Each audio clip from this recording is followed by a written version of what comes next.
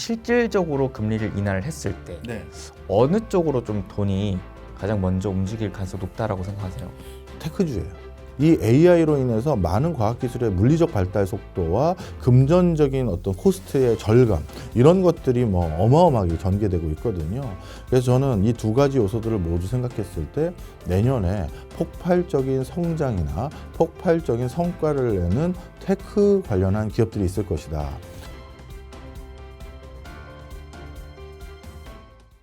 행보 오늘은 박정호 교수님 모셨습니다. 교수님 반갑습니다. 네, 안녕하세요. 첫 번째로 최근 시장이 굉장히 기대감을 좀 가지고 있거든요.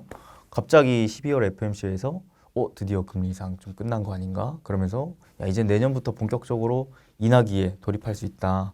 그래서 시장이 좀 들썩들썩 하고 있는 상황인데 야, 이거 그러면은 진짜 이제는 인플레이션 현상이 좀 우리가 안심할 수 있을 정도로 이제 좀 진정되는 건가? 좀 이게 궁금하더라고요. 사실 파월이 그런 발언을 해서 많은 사람들이 좀 기대감을 크게 갖고 있는 건 사실인데요.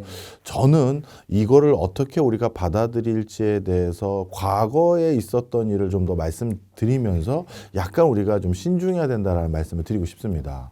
일단 첫 번째로 올 초에 우리 투자하시는 분들은 경제신문 아주 샅샅이 읽으실 테니까 잘 돌이켜 보시면 올 초에 뭐라고 투자은행들이 했는지 기억해 보세요.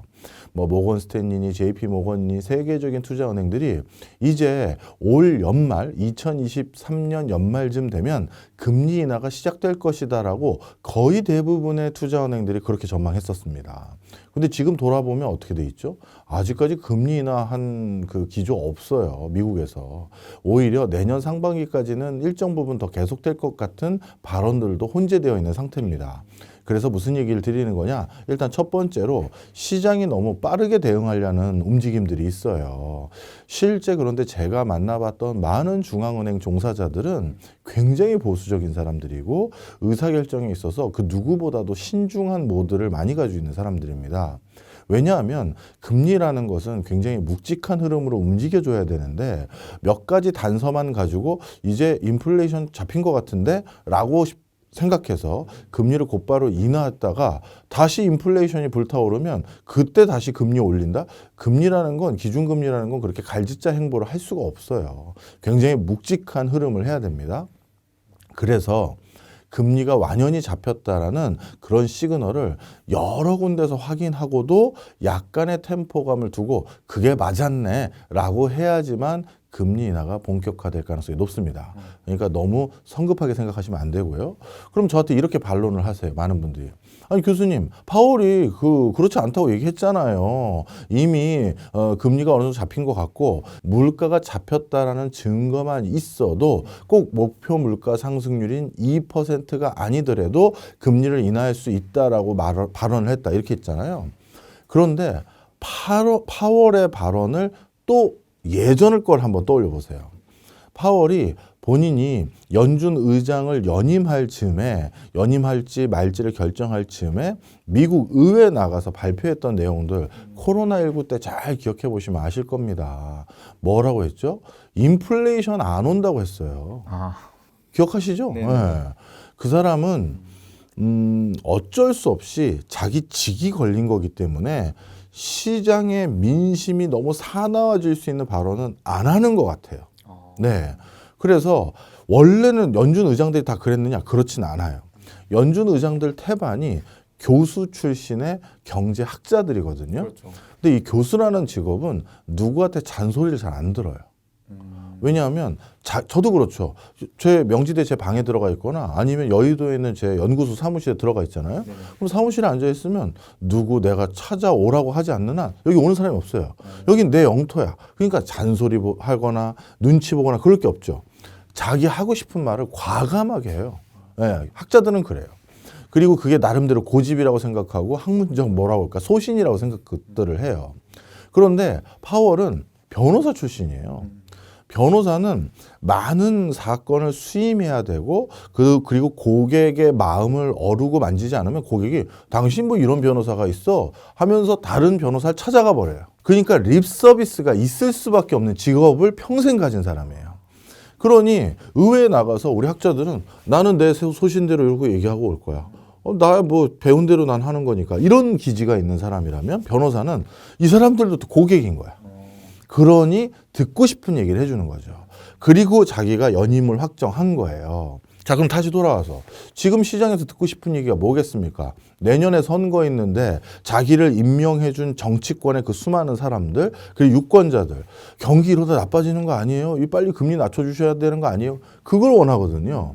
이 정도면 잡힌 것 같고요. 저도 이제 낮출 때가 돼가는 것 같아 보입니다. 립 서비스 한 부분이 일부 있어요. 그래서 연준의 그 의장 말고 다른 연준 위원들이 보스턴 글로벌이라든가 미국의 지역지들하고 인터뷰한 내용을 보면 전혀 파월하고 다른 논조가 많아요. 벌써 금리 인하라고? 아직 물가 잡혔다라고 난 모르겠어요. 그런 생각 안 들어요. 이런 소리가 많아요. 물론 점도표 상이라든가 이런 거는 이제 슬슬 우리가 그런 준비는 해야 돼라는 흔적은 남겼지만 너무 시장이 다시 이것 때문에 타오르면 물가 못 잡거든요. 그래서 생각보다 금리 인하 속도 우리가 너무 빨리 기대해서는 안 된다. 이게 일단 제가 첫 번째 드리고 싶은 말씀이에요. 그러니까 이게 갑자기 딱 내년 선거 앞두고 뭔가 시장이 정말 바라는 듯한 말을 해주는 네. 이런 뉘앙스가 있었거든요. 맞아요. 그래서 시장이 그것 때문에 더 막 이렇게 환호하려는 모습을 보니까 또 순간 파월은 근데 또 이런 것 때문에 물가 또 올라가면 안 된다. 약간 또 진정시키려는 모습도 보여주고 계속 시장과 좀 밀당하려는 모습을 좀 보여주는 것 같더라고요. 하여튼 중앙은행에 종사하는 모든 사람들은 돌다리도 두들겨보고 건너가는 게 아니라 돌다리 두들겨보고 건너간 사람이 다 잘 건너간 걸 보고 그 다음 가는 사람들이에요. 네. 그러니까 굉장히 금리는 묵직하게 움직입니다. 그러니까 물가도 완연히 잡혔다라고 확증 안 하고들 있다. 이렇게 이해하시면 되겠습니다. 근데 또 많은 분들께서는 이런 생각도 하시는 것 같아요. 이게 금리는 좀 이제 점진적으로 천천히 인하할 수는 있겠지만 증시는 이미 다 그걸 반영하는 거 아니냐. 그걸 다 돌다리 두들긴 다음에 건너려고 하면 이미 먹을 거 없는 거 아니냐.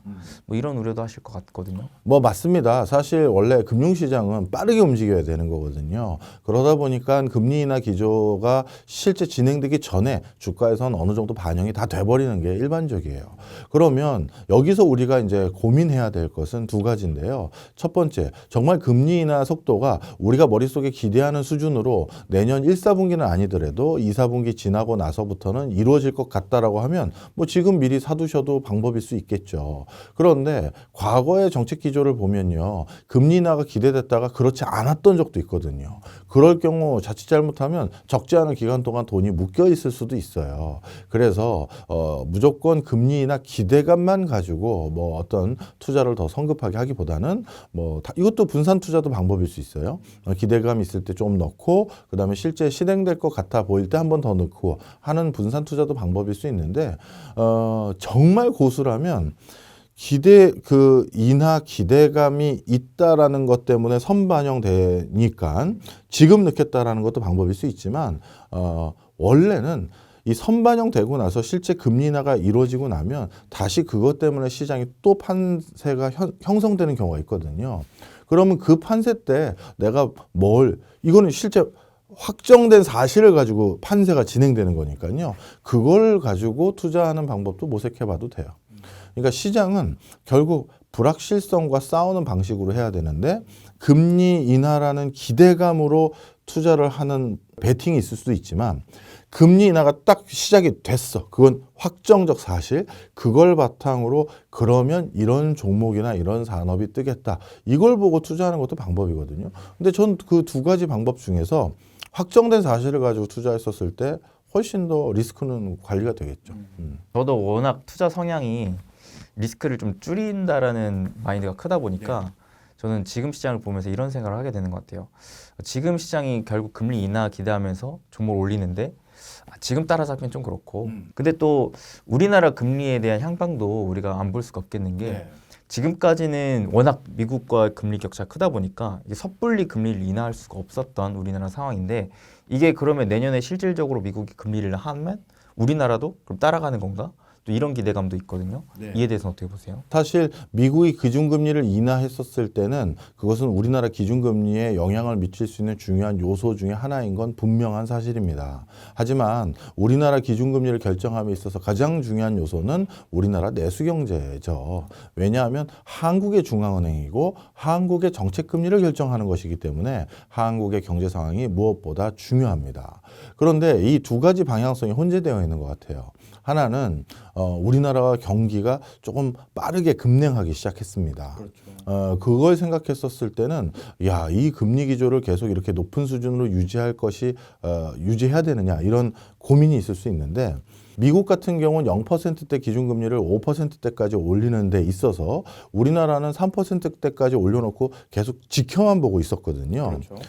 그러면 실제 만약에 똑같은 수준으로 우리가 동일한 속도감을 올렸다면 한국의 경기 상황이 빠르게 식어가는 걸 봤을 때는 우리가 먼저 낮춰도 괜찮을 거예요. 미국 기준금리가 낮추면서 동시에 낮춰도 상관없고요. 그런데 미국은 계속 단계적으로 더 올리고 있을 때 우리는 올렸다가 유지하고 있었잖아요. 그 얘기는 무슨 얘기냐면 올릴 자신감은 없었던 것이고 그러면 반대로 미국이 몇 단계 떨어져도 우리가 같이 올리지 않고 기다리고 있었기 때문에 그럴 수 있는 여지가 있다라는 거거든요. 그래서 저는 이번 텀은 그래서 먼저 낮추는 게 아니라 미국보다 나중에 낮출 것 같아요. 왜? 우리는 올리다 멈췄으니까. 예. 그리고 올리다 멈춘 것을 한 이유는 경기를 고려해서 더 안 올리고 기다려줬다는 거예요. 그러면 제가 이제 아까 지적했던 것도 답이 나오겠죠. 교수님, 경기가 급냉하면 금리 낮춰야 되잖아요. 낮추진 않고 유지할 수 있는 그 근거가 우리는 경기 걱정 때문에 더 안 올리고 멈춰 있었잖아요가 하는 금통위 위원들의 아마 돌아오는 답변일 가능성이 높습니다.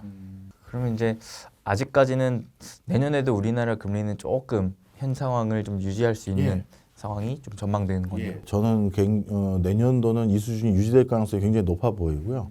진짜 경기가 너무 빨리 식어버리면 내년 하반기, 그것도 3분기 말고 4분기 정도에 뭔가 금리 기조에 좀 변화가 있을 것 같은 느낌이 있고요. 또 한 가지는 금리를 높은 수준으로 유지해야 될 또 한 가지 이유가 바로 환율입니다. 영국의 여성 총리가 있었던 거 기억나세요? 워낙 짧게 바뀌었잖아요.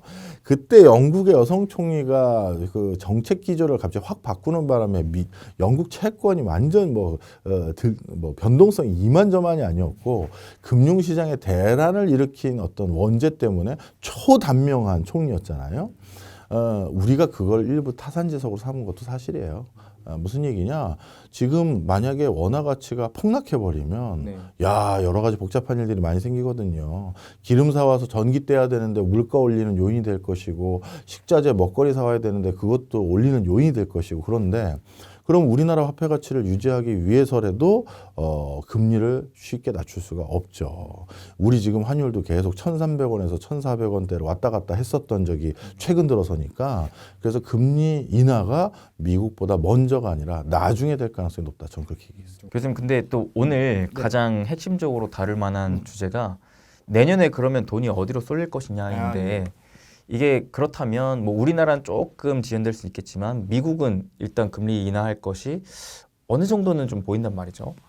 그러면 이제 실질적으로 금리를 인하를 했을 때 어느 쪽으로 좀 돈이 가장 먼저 움직일 가능성이 높다라고 생각하세요? 테크주예요. 테크주. 네. 제가 요즘 학교 학생들에게도 이런 표현을 종종 쓰는데요. 제2, 제3의 과학기술 혁명이 일어나는 것 같다. 이런 표현을 많이 씁니다. 즉 단기간에 과학기술이 비약적으로 발달하는 그런 시기가 거의 도래하고 있는 상황인데요. 그 첫 번째 이유는 이렇게 과학기술이 비약적으로 발달했던 시점의 공통분모가 뭐냐면 전쟁이나 냉전과 같은 경쟁 구도의 심화 이럴 때 과학기술이 비약적으로 발달해요. 맞아요. 네, 상대 국가보다 더 멀리 쏘거나 더 많이 쏘거나 더 높이 나르거나 이렇게 해야 되다 보니까 국가 입장에서는 진짜 총력전을 가지고 과학기술 육성에 몰빵을 하는 시기입니다. 1, 2차 세계대전이 그랬고 냉전 시대가 그랬죠. 근데 지금 미중 간의 갈등이 똑같은 형국이에요. 중국이 양자 컴퓨터 뭘 했대? 우리 미국도 해야지. 중국이 달 뒤까지 갔대. 우리 미국도 어떻게 해야지. 이런 상황이거든요. 그러다 보니까 국가 간의 과학기술의 발달 속도가 지금 굉장히 빠른 상황이고요. 그리고 또 한 가지 과학혁명이 일어나기 위해서는 앵커 기술 같은 게 있어야 돼요. 이 앵커 기술은 예를 들어 산업혁명 시절에는 증기기관 같은 거예요. 그 증기기관이 개발되고 났더니 방적기, 방직기, 철도 같은 연이어 많은 그 산업군들의 혁신이 일어났었거든요. 그런데 지금은 그런 앵커 기술이 뭐냐? AI예요. 이 AI로 인해서 많은 과학기술의 물리적 발달 속도와 금전적인 어떤 코스트의 절감 이런 것들이 뭐 어마어마하게 전개되고 있거든요. 그래서 저는 이 두 가지 요소들을 모두 생각했을 때 내년에 폭발적인 성장이나 폭발적인 성과를 내는 테크 관련한 기업들이 있을 것이다. ICT뿐만 아니라 이건 바이오 헬스도 마찬가지예요. 인공지능의 활용도는 저변이 워낙 넓다 보니까요. 그래서 그런 회사들 중에 선관을 잘 가지고 우리가 미리 선투자해 놓으면 정말 놀라운 수익률을 거둘 수 있는 상황이 지금 전개되고 있어요. AI도 AI지만 이제 말씀하셨던 진짜 이 지정학 문제로 인한 상대방보다 좀 더 기술적인 무력을 좀 얻기 위해서 최근에 미국이 또 이 우주항공 쪽으로 막 투자를 하려고 하는 모습도 보이고 방산 기업들이 로봇 기업을 인수한다거나 또 이런 움직임들이 보여지더라고요. 맞습니다. 그런 것도 이제 똑같은 흐름이죠. 지금 앞으로 이제 미래 신수종 산업이라고 불리우는 것들의 공통 분모가 보면요. 한번 보시면 인공지능이 있고 그 다음에 우주 항공 산업이 있고 그 다음에 양자 컴퓨터 같은 산업이 있고 방금 말씀 주셨던 로봇 산업이 있고 이런 것들인데 공통 분모가 뭐냐면요. 전부 방위 산업 기술이에요. 그러다 보니까 앞으로 미래의 산업을 육성하는 데 중요한 플레이어로 역할이 기대되는 게 국가들이에요. 그래서 국가들이 지금 또는 방위 산업과 관련된 회사들이 적극 신기술 개발뿐만 아니라 새로운 기술을 확보한 기업을 인수합병하는 경우도 많거든요.